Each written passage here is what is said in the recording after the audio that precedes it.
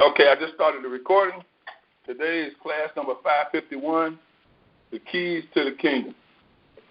And I want to start with the part of the Genesis 1 chapter, over in 26, where he says, let us make man. He makes them male and female.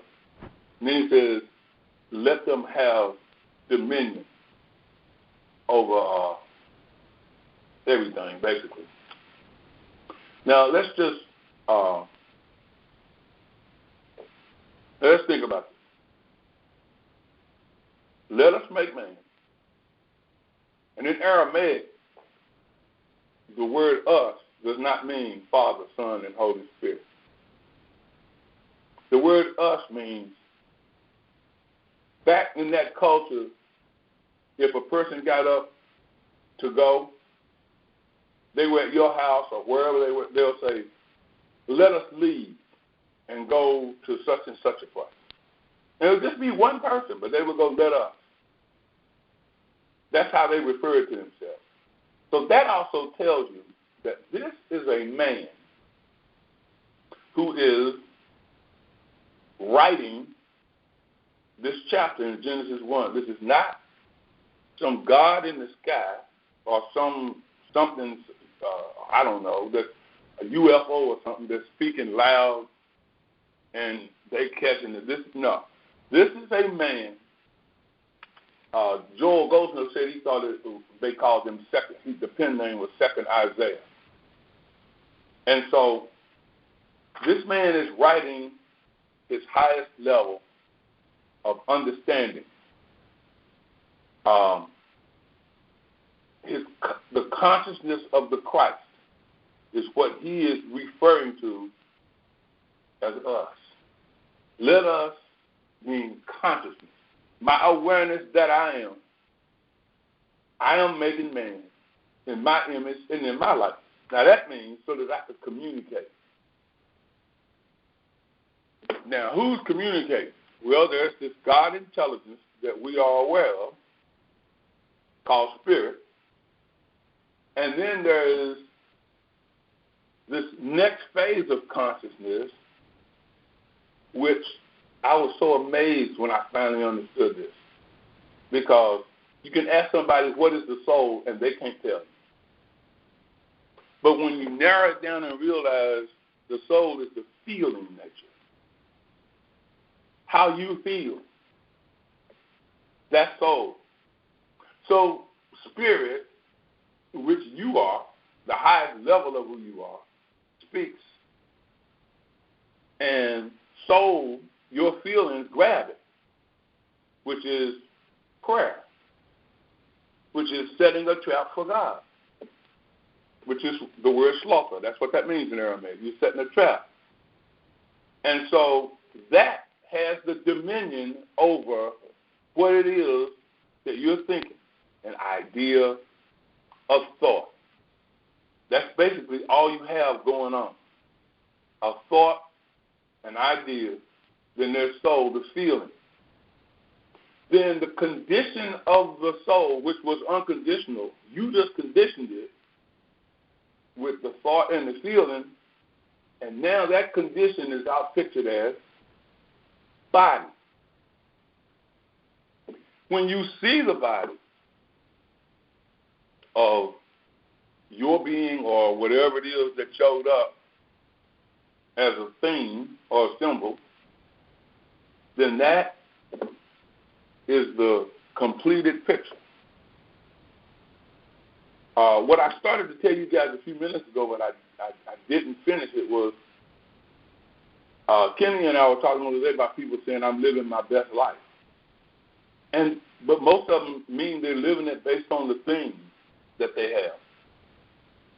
We went as far as to talk about, what does it profit a man to gain the world, that's what they call living their best life, and lose their soul. I was like, well, how can you lose your soul? You can lose or get disconnected from the powerful feeling that you have that is positive. we're going to keep moving with that. You see, most people don't feel good when stuff is going bad. Rarely does a guy say, oh, I am so glad that my foot hurts. I feel real good about this. Nobody really ever does that. But the feeling, the soul nature, is what's bringing about the dominion. So now, there's a guy named John Wheeler. I remember Greg Braden brought him up. And John Wheeler said that you have to break the glass, which he's calling a glass, but we know we call it a veil. You break the glass, and you have to look into the universe, which is you, and you expect to see what it is that you desire, what you want. And what you see manifests, but it manifests in you. Lily in the Waters makes it very clear there's no out here. There is no out. There's no outside and no inside. There's just all. So all can't be divided up into the outside and the inside.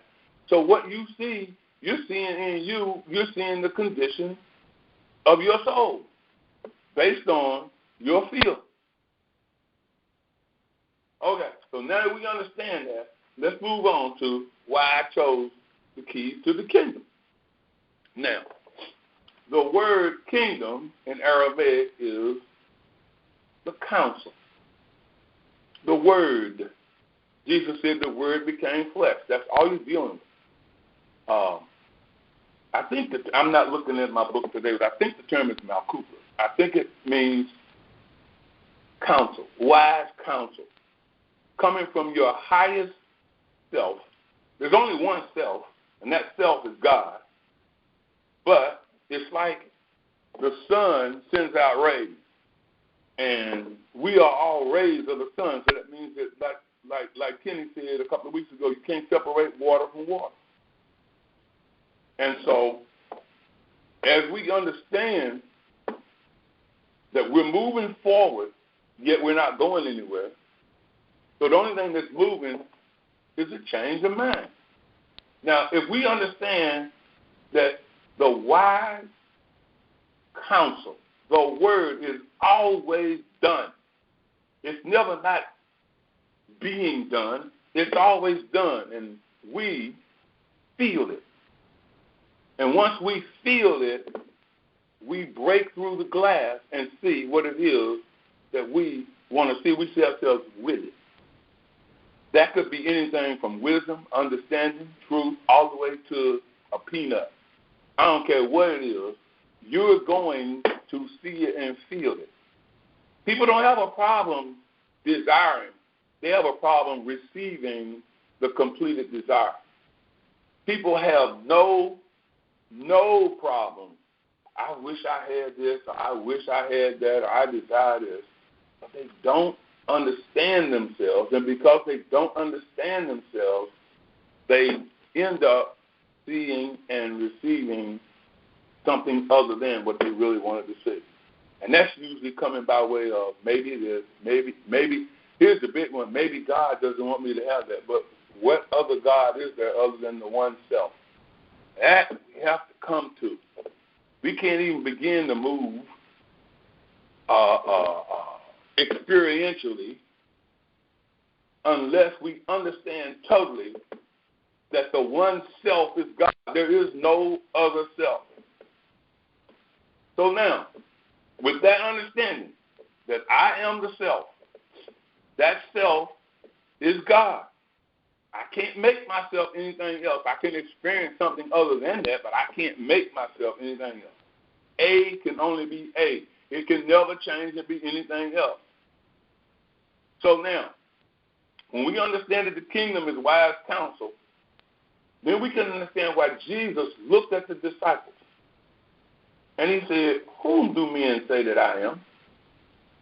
And they said, well, one of the prophets, John the Baptist come back, somebody, They said, but whom do you say that I am? And Peter, actually his name was Simon. We've covered this before, but this is important. Because Simon means hearing. The soul hears. Let me say that again. The soul, your feeling nature, hears the word. And he says, thou art the Christ, the Son of the living God. And Jesus says, that revelation came to you from my Father, which is in heaven. Well, what in the world is heaven? You. See, God, the Father, speaks to God the Son. God, the divine spirit, speaks to the soul, which is the feeling nature. The feeling nature sees it. That's you. All that's you. And once you feel it, you manifest it in you. Thy will is done in earth as it is in heaven. There is no, it's going to be. There's no such thing as that. There's no future. There's no past. It's just right now.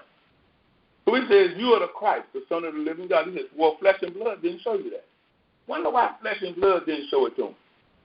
Because flesh is nothing. Flesh and blood is nothing. Physicality is nothing.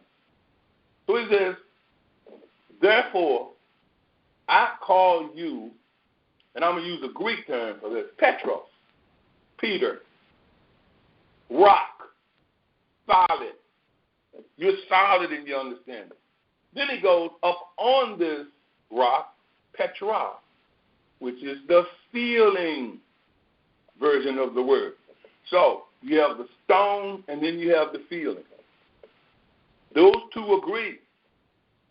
And I will build my church. Those who are called out, I, the Lord, have called you in righteousness. That's what it says in Isaiah 42. There we go again with Isaiah. And it says, after that now when you are able to say, I realize that Jesus is the Christ, the Son of the living God, that revelation, when you feel it, you will be able to say, the person that you look at next door is the Christ, the Son of the living God, because there's only one self. You can say, the people on this class, you are the Christ, the Son of the living God, because that's a revelation. Just because you say it doesn't make it so. It is so. It can't change. That's what it is. Everybody is the Christ, the Son of the living God, and everybody is the one self expressing itself as man, male and female, thought and feeling. The next thing he says after that is, and I give unto you the keys to the kingdom, the keys to the word, the keys to the counsel, the keys to wisdom. And then he said something really strange.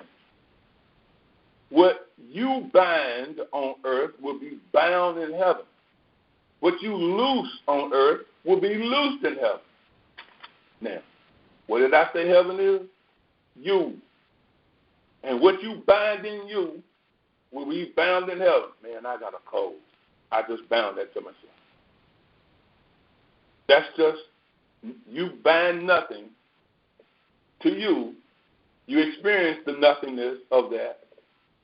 And then you say, well, I'm just going to, I'll just let it run its course. That we need to get rid of. I'm only going to bind the understanding of truth. I'm binding I am Christ, I am God, I am soul, and my feelings produce the manifestation of that which I saw when I broke the glass, when I started this with. When I broke the glass, and I went in and I saw what I wanted to see. See, let's put it like this. How is it supposed to look? It's supposed to look the right way all the time. What is the right way? Perfection. Imperfection is not included in perfection. There is nothing but perfection. God said, walk perfect before me. That's what he told Abraham. Walk perfect before me. That means complete. And completeness does not include incompleteness. I got to keep binding that to me. And as I bind that to me, I'm loosening it in my experience. Y'all get that? I bind completeness to me, which is heaven, and I loose completeness, which is my experience. Now, we said this last week, I think, and we're going to say it again. Revelation is manifestation. Right then. When you understand something, you get this whoosh feeling on the inside. You go, oh, that's what that means, huh? That's a feeling. That's a feeling. When I know how to do something and I haven't done it yet, that means I've done it. Now I'm going to experience what it was like doing it. I cannot become what I already am. I am as successful as I can ever be, whether it looks like it or not. I've always been successful. Saying it doesn't make it so. Saying it, believing it, feeling it, that's called acceptance. The problem is people don't know how to know that they believe truth. They know how to know when they believe what they're looking at. This looks like a duck. Well, they believe that. Somebody taught them it was a duck. As they were growing up, this is a duck. There's a difference in this and a bird. There's a difference in this and a boy. There's a difference in this and a car. So you identify that you believe these things, and you believe something long enough, you'll know it, and it doesn't even matter to you. Somebody go, what's that, right? You go, come on, man, you know what that is. Why do you do that? Because you already believe, you already know. But when it comes to truth, how many people accept there's only one self? That self is God, and that self speaks, and I hear it, which is soul, which is the same thing, the same I. And then what happens is I feel that, and once I feel it, I accept it. That means I believe it. That means I know it. And that means that I've experienced it already. But what we call out here, it's going to show up. Even though there's no out here, it's going to show up because you accepted it. You believed it. You felt it. And it came into your experience right then. This is recognition at its finest. Remember last week we were talking about recognition. That's what you recognize as being the truth. So that means that whatever is given me to do is done. It's already done. Well, who's giving you something to do? You. You are giving you something to do. There's only one self. And once you accept that and feel that, that which you are given to do is already finished. You begin at the end. What does that mean? I am Alpha and Omega, the beginning and the end. So if I start at the end, that means I've done it. How I did it is the experience. First of all, let's go back to me at 3 years old and telling my mother to put me on the piano bench because I wanted to play the piano. Why would I want to do that? I didn't say I wanted to get up there and bang on the piano. Bang, bang, bang, bang. I didn't say I wanted to do that. I said I want to play the piano. I said that within me. I didn't never tell her. I said to her, put me on the piano bench so I could play the piano. And she put me up there, and I played what my cousin was saying because I could hear it in my head, and I felt it. I knew I could do it. I was 3. I ain't know. I don't even remember doing that. Okay, I just remember standing there later on watching Ray play some songs, but I don't remember being 3 years old and telling my mom to do that. And I know Jamal doesn't remember being 3 years old and telling me to. No, we had this little teeny kind of a piano, and we heard him down there playing songs, and they made sense. He didn't come and say, I want to play the hits. Went down there and sat down and started playing because all you are is consciousness. All you are is Christ's consciousness. You are aware of the divine self that you are. So, here's Psalm 32, verse 8. Now, we know everything's already finished, right? Psalm 32, verse 8 in the Aramaic. I've made you to understand. I've led you in the way that you ought to go. And I will follow you with my eyes. In the King James, it says counsel. That means the kingdom. So, you know when you play checkers and you getting all the way up the board and the man couldn't stop you or whoever you were playing with couldn't stop you and you went into that zone, bing, and you put the leg and you said, king me. That's what you're doing. King me. But you ain't have to do it but one time. When you realize king me, you got king. You came here king. You were king before you ever came here. Before the foundations of the world, I am. That's what Jesus said. Before Abraham was, I am. That's what Jesus said. So now, if you understand that the way of meditation is the way that you produce the presence of the happy feeling, you end up in gratitude. That means you're saying, thank you, I understand this. I realize how this works. You've never really been happy about somebody just give you something. Like, let's say you owe a bill and you broke, and somebody loans you some money. That doesn't make you happy because you know going to but if I don't fix this right away, I'm going to be in the same spot next time, right? If I don't have more coming in from where? People say, I only got this much coming in. Where's it coming from? It has to be coming from you. That's supply. You are supply. Jesus said that the kingdom of heaven is at hand. So how am I going to understand that I am the kingdom of heaven unless I meditate day and night? How am I going to be prosperous unless I meditate day and night?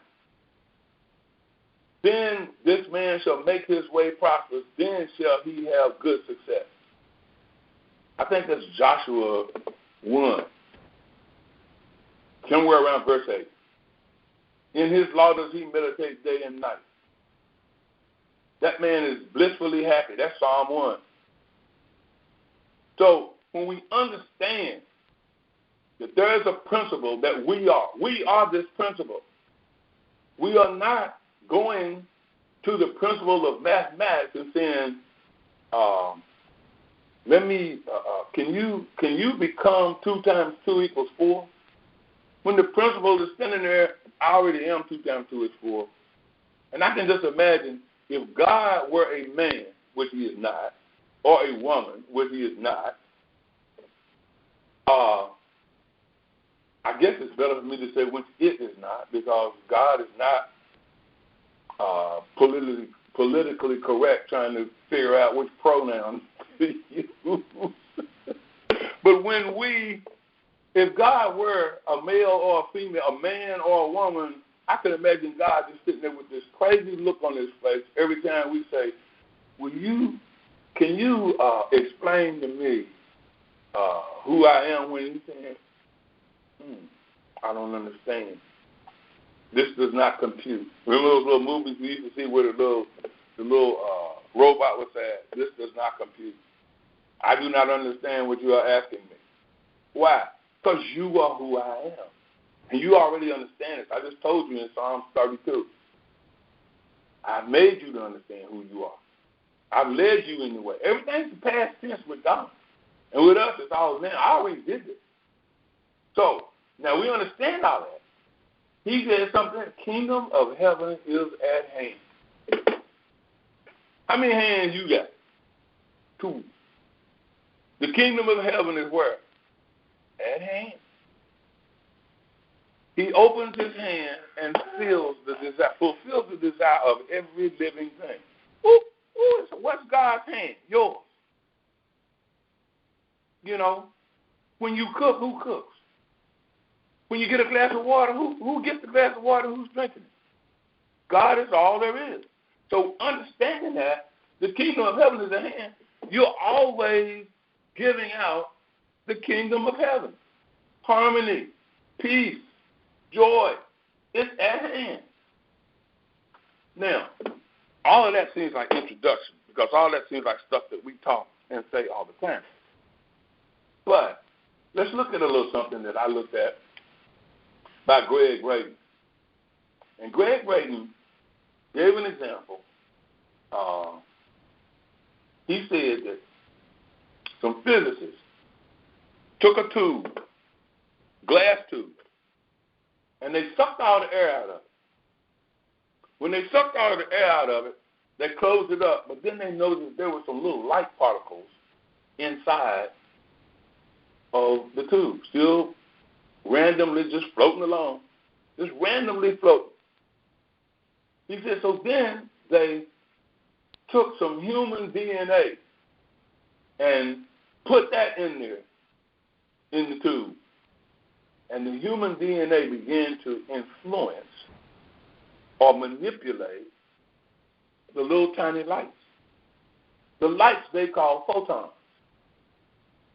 Now, when the human DNA came in there, they no longer were random, but they all got in rank. They lined up, meaning they became one. And so once they saw that, he said that they realized that when the DNA, if they took the DNA from something that, in other words, people's feelings, because God is in the DNA. Well, God has to be in the DNA. There's nowhere else for God to be except everywhere. So they took, let's say you took some DNA from a person who was mad, angry, hateful. The DNA contracted and squeezed itself up, and the photons were bound, couldn't move, couldn't do anything. The strand was just tightened all up, real tight, and couldn't move. But when the DNA was filled with gratitude and thanksgiving and happiness, they expanded. He said, in fact, the DNA started to appear to replicate itself. That's why the scientists say cells in your body expand. They multiply. Think about the fact that since somebody came into the earth by way of what we call human birth, the cells have been multiplying all along the way. That explains somewhat the nothingness of sickness and disease appearing in the body because of these hurtful hate feelings. That's why Jesus said, judge righteous judgment. That's why Jesus said, man, feel good about people. Why do you think he said, love your neighbor as yourself? Love the Lord your God with all your heart, your mind, and your soul, and love your neighbor as yourself. Why? Because he knows that that's replicating the DNA. He knows that you are calling the self God. And then he says, your neighbor, the self of your neighbor is God, and the self of you is God. So the only way to love God with all your heart, your mind, and your soul is to love the self of your neighbor, no matter what they do. So that means that you've got to find out whether you are feeling angry at something or whether you are judging it unrighteously or whether you are saying, I can't, I got to let this go. I think I'm just going to feel good about the self, about me, about that which I am. That means I am binding and loosing. I'm binding this happiness to myself, and I'm loosing it because the kingdom of heaven is at hand. What does that mean? I'm acting like it. That's exactly what that means. I am acting like that. So that means now that it's time for me to share with you something that I found in a book I've got called There Is Nothing But God and Understanding God. And in the Understanding God portion, which is by Vivian May Williams, she says, the sun individualizes itself as rays, and the rays manifest light and heat. God individualizes, I'm going to say, itself as mankind, the embodiment of all good, and it is mankind's purpose to express or manifest the power of all good in daily life. You see that? Because God is in the DNA, you are going to manifest that in your daily life all day because the cells are doing what? Replicating. There's nothing going on in you but good. But when you say, I'm mad and I'm ticked off and I'm this, and look what they did to me, that means that you're binding the nothingness in yourself. And the DNA strand is tightened all up. Let's say you're sitting in a car and you're in a traffic jam, you go, oh man, I'm frustrated. You're tightening up and you're binding that feeling. That's all you're ever doing is binding a feeling to yourself. But when you say, well, you know what, peace be still, and I realize that this traffic jam is nothing, and I realize that if I just sit here angry like this is going to tighten up and get worse. When I get where I'm going, you ever gone somewhere and go, man, I'm tired. I'm so worn out, I don't know what to do. But why? Because you going somewhere, you tightened up. The Archie Bell in the deal, tighten up, tighten up, That's what you're doing. You're tightening up the strain. And you cannot loose the good. Why does this keep happening to me? Because you keep feeling about it the same way. You have always been feeling about this the same way. He goes on to say, do not wait on God to act. She does, brother. Don't wait on God to act, but harmonize your mind with this power of good, which is always acting. And let your good deeds be witnessed as God in action. That's what we mean by omni action. There's nobody acting but God because, let's don't get this twisted. God is not going to make something other than itself. It can't. It's impossible. The next thing she says is faith in the power of God to fulfill its own inherent laws will manifest the substance of things hoped for. Faith is what? Faith is accepting the feeling that I heard the truth, because faith cometh by hearing. I feel the truth, and it is what?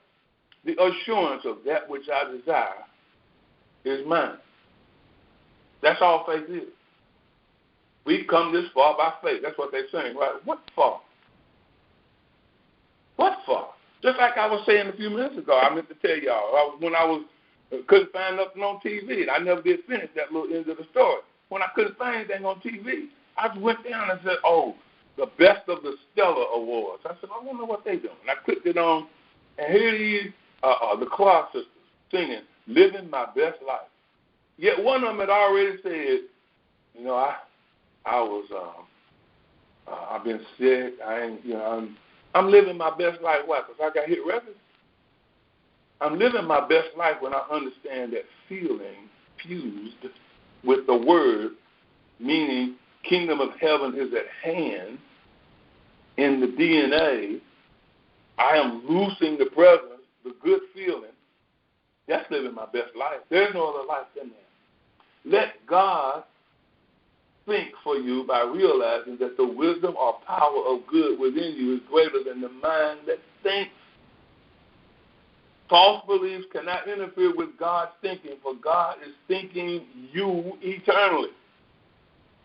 And the last thing she says is, you will continue to deny all inharmonious conditions until you realize the nothingness of evil. When we realize no matter what, if it's discordant, if it appears to be evil, we realize this is nothing. See, upon this rock, the Petros and the Petra, the word and the feeling, I manifest happiness. I experience it. That's a better way to say it. I experience my happiness. You see, in Luke 12, take no thought for this. Take no thought about how you're going to pay bills, or take no thought about how things are going to happen. Take no thought whatsoever, because you know beyond the shadow of a doubt, I feel this, I know this, I experience this. That's living the best life. Luke 12, you're taking no thought. Why? Because it's his good pleasure to give you the kingdom. That throws people off. They think there's a hill somewhere and there's a me somewhere and he's got a kingdom and he's got to give me. You are the kingdom. It is your good pleasure to give you the kingdom because you are both the giver and the receiver. I told that to Jamal last night. The giver and the receiver is who he is. It's who I told it to Shauna. You are the giver. You are the receiver. There is nothing else. I can't give you anything because, like Reverend Knight says, I'm always meeting me wherever I go. You are who I am. I am who I am. There is nothing else but the one self. You're just another ray of light coming off of the sun, which is just like me. So I'm meeting myself. So I don't have to take any thought about how, figure out. I don't have to do any of that. One with God. I, within, reveal the wise counsel, the kingdom, that governs the heavens among us at hand. We are in possession of the keys to harmony everywhere. God, that I am, is my understanding. Feeling is the secret. Human emotion changes matter. Human emotion, those feelings, change matter. Matter, being nothing, can be changed to express our most cherished desire. That is the honest to goodness truth. Matter, being nothing, can be changed. Changed to what? To realize it's nothingness. You say, well, I can take a rock and crack it up and take some concrete and I can make cement. Or I can do this. Yeah, but where did you do it? You did it in your head. You did it in your heart. You did it there. But people will say, well, Jesus spoke to the tree and said, no man eat fruit from you from this day forward. And they said, Master, you cursed the fig tree. The fig tree was already cursed because it was not bearing fruit. That's symbology. Jesus said, I came not to destroy, but to fulfill. What was he fulfilling? There's nothing here but God. You guys are looking at trees that are not bearing apples. You're looking at trees that's not bearing figs. You're looking at something that doesn't exist. There is no incompleteness in God. There is no incompleteness in you. Let me let y'all in on a little secret. Remember I said I couldn't find anything last night on TV, and then I started looking at the stellars, and people talking about I'm living my best life, and I said, well, this is nothing, because I know they're not, because I've heard some of the testimonies of I just really couldn't, the leader of the group, the piano player, Miss Twinkie, said, man, I had no life. All I was doing was what my mama was telling me. I was writing songs. I had to produce the group. And does that sound like somebody happy to you? We got hit records. We singing, I'm living my best life. No, you're not. That's what my grandson used to tell me. I was like, no, you're not. You're not living your best life because you just got to saying, this is rough. I'm producing. I have no time for myself. I want to have a husband. I want to have kids. I want to do this. But I'm not doing any of that. Why aren't you doing any of that? Because you don't believe you can. All your feelings are poured into, I have no life. I've heard people say that all the time. Man, I got a life. No, you don't. You are life. You are life. That's next week's topic. So last night, after I cut that off, I sat there for a few minutes and I said, well, I'm getting ready to go to bed. I said, let me do my Neville thing, get this little feeling on the inside of me. I already feel good, but I want to go to bed and sleep in it, right? I'm sitting there, and this has spoken to me. How does it feel to be in heaven? Now, I already know where that's coming from. That's coming from spirit, and my soul is feeling it. See, I call that spirit, soul, mind. How does it feel to be in heaven? And then body, mind, which I call me, of course, because that's how I relate. Body, mind. I said, wonderful. It feels wonderful. You see, thought and feeling symbolize the keys to the kingdom. Feeling is the secret. because it shapes and manifests the symbol that we call form. That's what we're talking about, y'all. Thought, which is the wise counsel, which is the word, which is God. And feeling, the female, which is soul, which is unconditioned until we condition it with that feeling. And then what happens is my body, mind experiences it. I am happy. I am joy. I am filled with the Spirit. I understand that.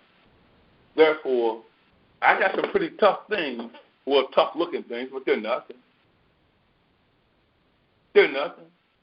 I got some tough-looking stuff that I'm supposed to take no thought about. However, I know that if I take thought about it, I'm going to be feeling bad about it. I'm going to have this, what do they call that? Hopelessness kind of a feeling. That, I know, is doing what? What happens if you don't put oil in your car? Doesn't it seize up? It tightens? That's what happens when you don't put the truth and feeling in your consciousness. You seize up. You don't really seize up, but you appear to. And everything seems to be out of balance.